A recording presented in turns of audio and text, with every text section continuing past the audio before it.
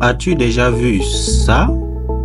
Des gens debout, sans un mot, pendant exactement 1 minute. Tout le monde s'arrête, même les grands chefs, les soldats, les élèves, les sportifs. Mais pourquoi rester silencieux? Qu'est-ce que ça veut dire?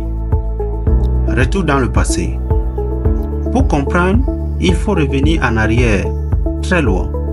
En 1914, une grande guerre a éclaté. On l'a appelée la Première Guerre mondiale. Elle a duré 4 ans et elle a fait beaucoup de tristesse dans le monde.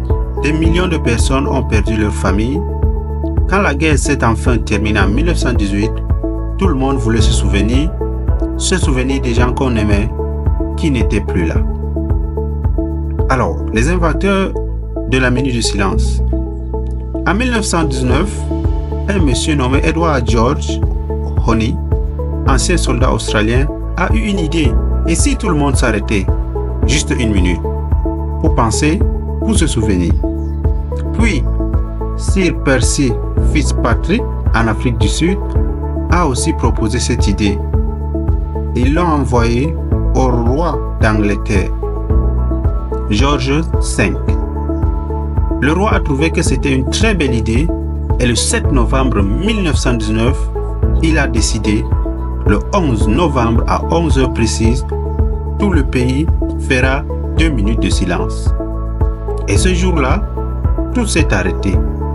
Les rues, les écoles, les trains, même les oiseaux semblaient plus calmes, enfin bref.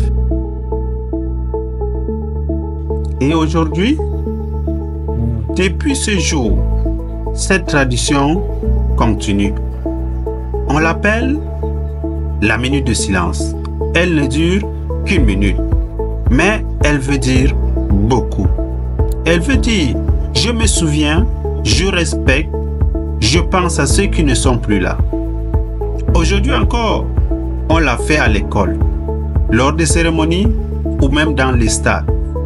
Quand quelque chose de triste arrive, c'est une façon de montrer qu'on est tous ensemble. Ma petite conclusion sur cette petite vidéo,